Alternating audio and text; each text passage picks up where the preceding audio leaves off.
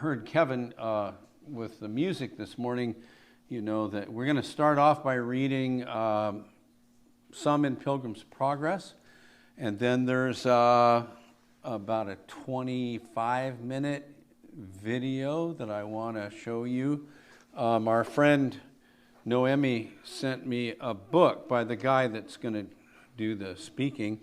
His name's Becket Cook. I'll put that in front of the camera there so you can see it. This is kind of his story of how he came to Christ, and it's pretty remarkable.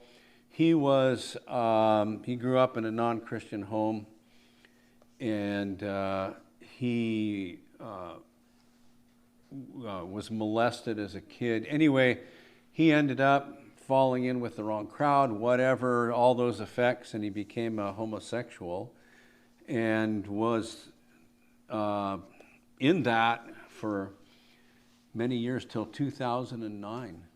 And he heard the gospel, which is quite a story in itself. He heard the gospel, and he didn't know all what was happening at the time, but he was born again. And he was very active in Hollywood, mixing it up with all the stars and the work that he was doing there and so forth. And so needless to say, he's pretty well been blacklisted.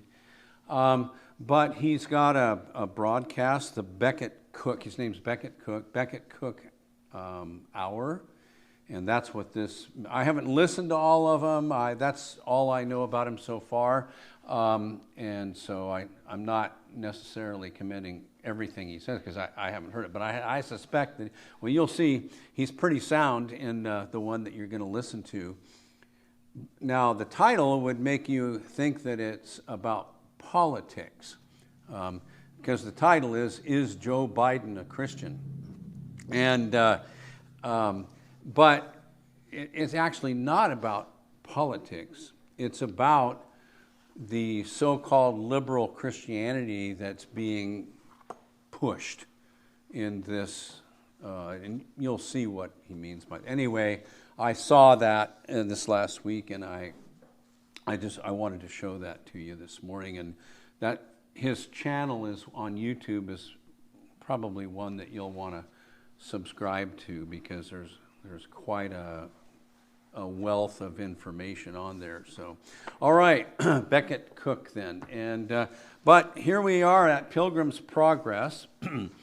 In my copy here of the Penguin Classics volume, a lot of you don't have that, but it's I'm going to pick up on page 38. It's page 38 in this one, and he's just finishing up. Christian is just finishing up at the interpreter's house, and the interpreter represents. I suspect that he represents particularly this one fellow. Can't remember his name offhand right now, that had such an influence on John Bunyan when Bunyan was a new Christian. And he discipled him and taught him and had a real impact on Bunyan's life. So this is the important lessons for the new Christian. And so we'll pick it up here on page 38, where interpreter tells Christian, well, just hold on a minute here, tarry, until I show you one thing more, then you shall go on your way. So as I read, I kind of change the yous and the thys and the these and so forth. But so he took Christian by the hand again and led him into a chamber where there was a person rising out of bed. And as he put on his raiment, got dressed, he shook and trembled. Then said Christian, why does this man tremble thus? And the interpreter bid him, he told the man, tell to Christian the reason of his doing so. And so the man began and said, this night as I was in my sleep, I dreamed, and behold, the heavens grew exceeding black. Also it thundered and lightened in most fearful wise, and that it put me into an agony. So I looked up in my dream and saw the clouds rack at an unusual rate. I imagine that's they're moving fast, okay, gathering. Upon which I heard a great sound of a trumpet, and saw also a man sit upon a cloud with the thousands of heaven. They were all in a flaming fire. Also the heavens were on a burning flame. I heard then a voice saying, "Arise, you dead, and come to judgment." And with that, the rocks rent, they split. The graves opened, and the dead that were therein came forth. Some of them were exceeding glad and looked upwards, and some tried to hide themselves under the mountains. Then I saw the man that sat upon the cloud open the book and bid the world draw near. And yet there was, by reason of a fierce flame that issued out and came before him, a convenient distance betwixt him and them, as betwixt the judge and the prisoners at the bar. These are the wicked being judged, you see. I heard it also proclaimed to them that attended, that waited on the man that sat on the cloud, "Gather together the tares, the chaff and stubble, and cast them into the burning lake." And with that, the bottomless pit opened just about where I stood, out of the mouth of which there came in abundant manner smoke and coals of fire with hideous noises. It was also said to the same persons, "Gather my wheat into the garner," into his barn, right? And with that I saw many catched up and carried away into the clouds. But I was left behind. Bunyan coined the phrase, I was left behind. I also sought to hide myself, but I could not, for the man that sat upon the cloud kept his eye on me. My sins also came in my mind, and my conscience did accuse me on every side. And at this point, I awaked from my sleep. And Christian asked him then, "But what was it that made you so afraid of this sight?" And the man answered, "Why, I thought that the day of judgment was come, and that I was not ready for it. But this frightened me the most, that the angels gathered up several and left me behind. Also the pit of hell opened her mouth just where I stood. My conscience too afflicted me. And as I thought, the judge had always his eye upon me, showing indignation, anger, in his countenance." Then said the interpreter to Christian. So then there's the end of that scene. Then said the interpreter to Christian, "Have you considered all these things?" And he answered, "Yes, and they put me in hope and fear."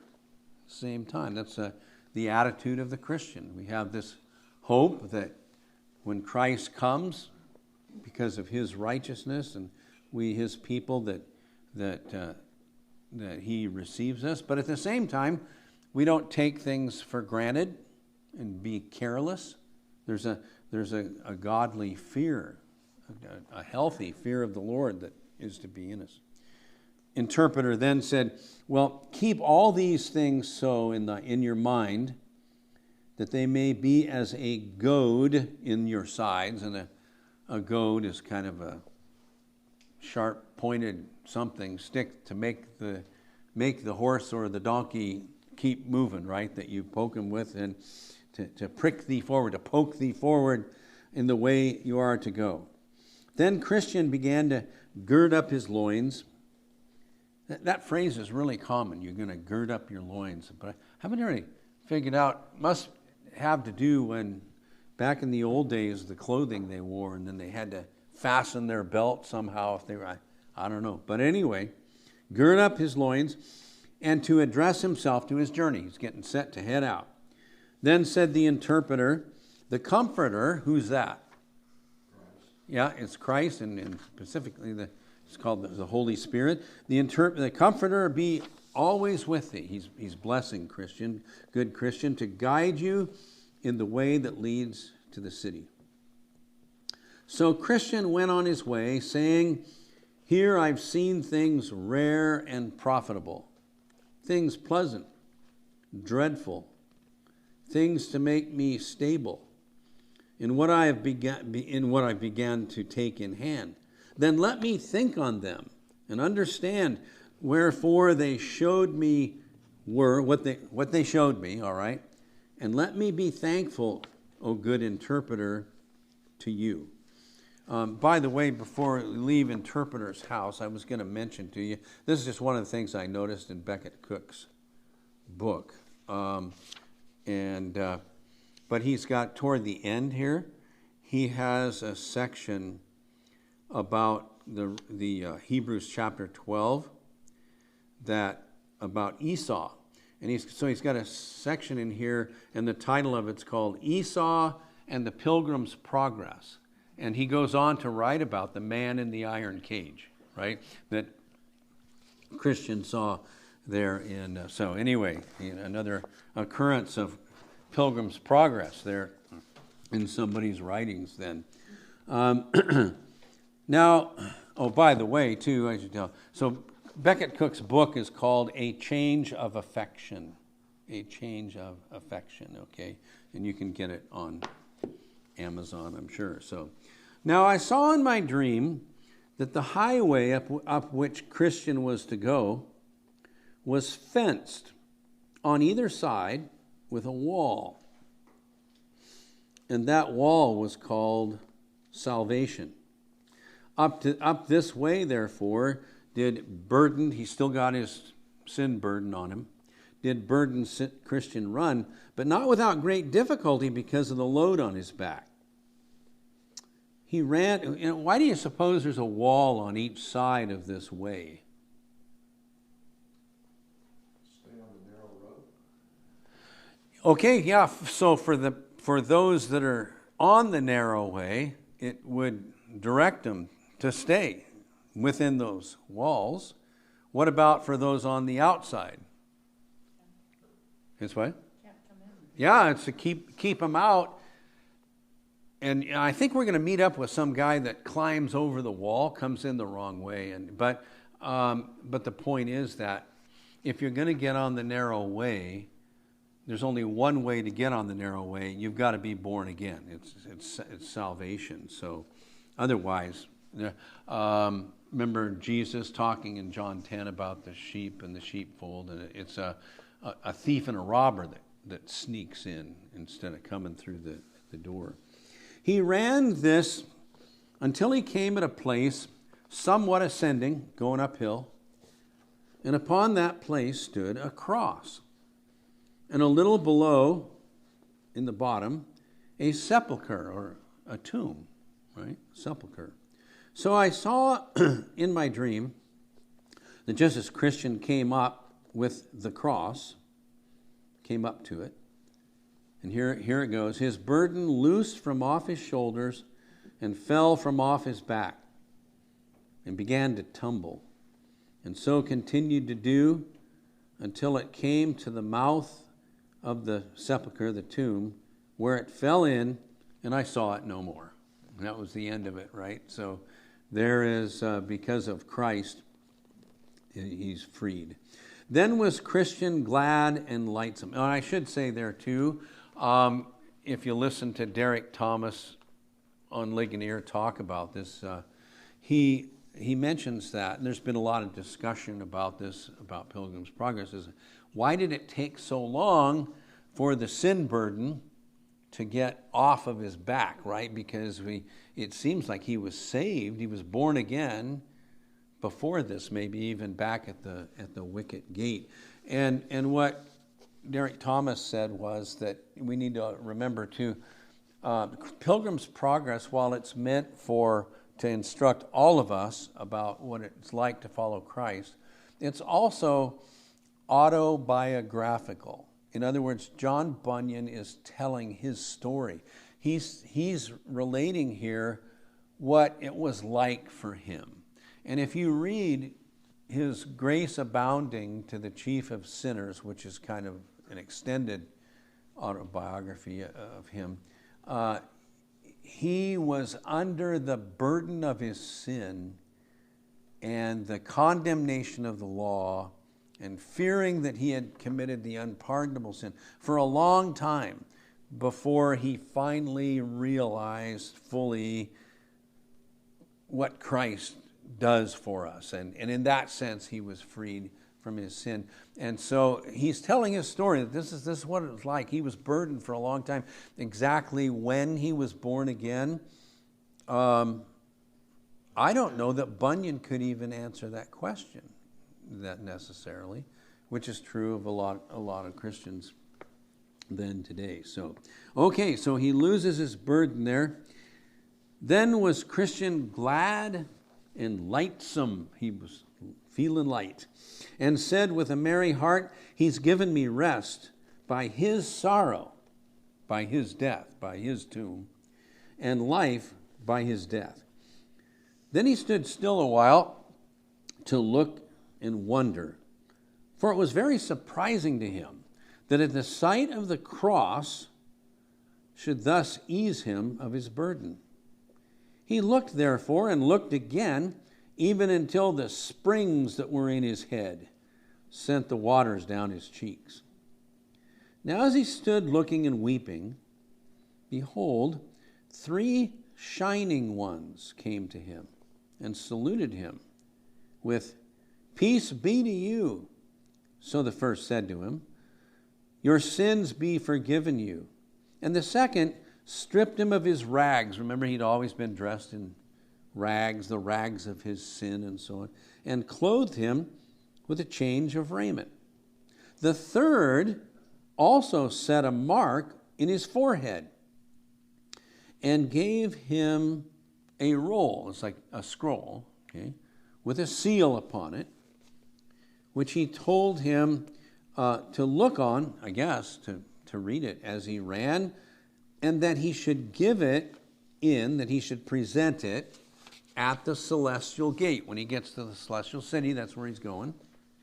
And so they, the 3 shining ones, went their way. Then Christian gave 3 leaps for joy and went on singing, continued on his way, singing, "Thus far I did come loaded with my sin, nor could anything ease the grief that I was in, until I came here. What a place is this! Must here be the beginning of my bliss? Must here the burden fall from off my back? Must here the strings that bound it to me crack? Blessed cross, blessed sepulchre, blessed rather be the man that there was put to shame for me. I saw then in my dream," now see, this hops back to the narrator, which I guess you'd say is Bunyan, although he's also Christian. But at any rate, so here's the one that's dreaming, right? "I saw then in my dream that he went on thus, even until he came at a bottom." I'm not sure what that, flat spot, bottom of the hill, then I don't know. Where he saw a little out of the way 3 men fast asleep with fetters upon their heels. Fetter would be like their feet are tied up, or you put a fetter on a horse to keep it from taking off on when it's out to pasture or whatever. So now the name of the one was Simple, another Sloth, and the third Presumption.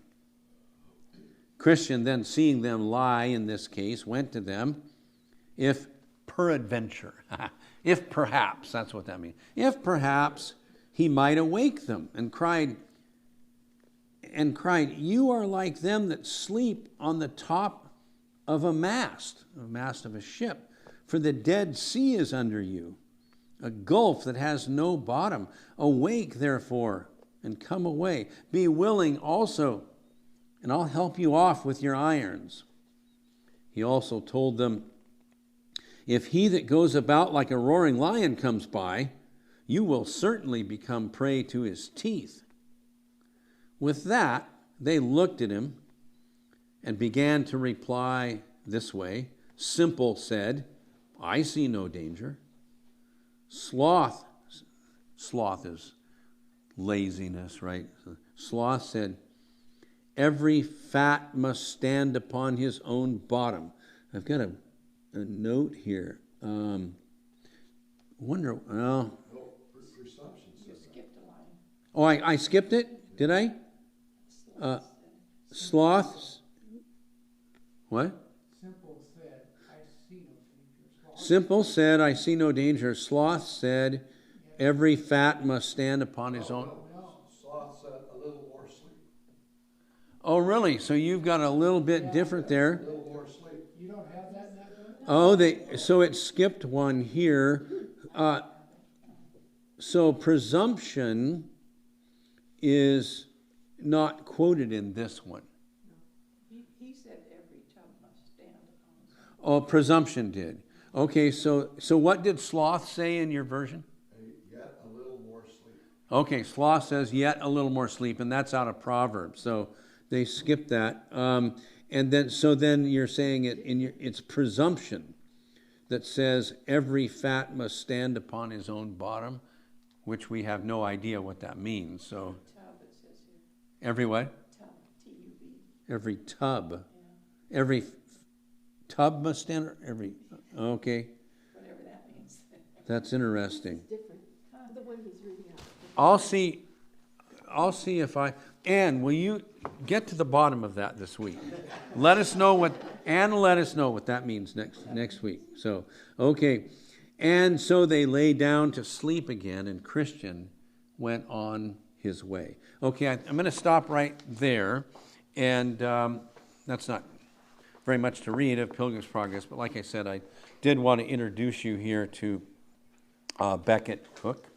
And we'll pick up there then next time. So those of you that watch, I sent out the link to this to most everyone that's listening. If you didn't get it, again, his name is Beckett Cook.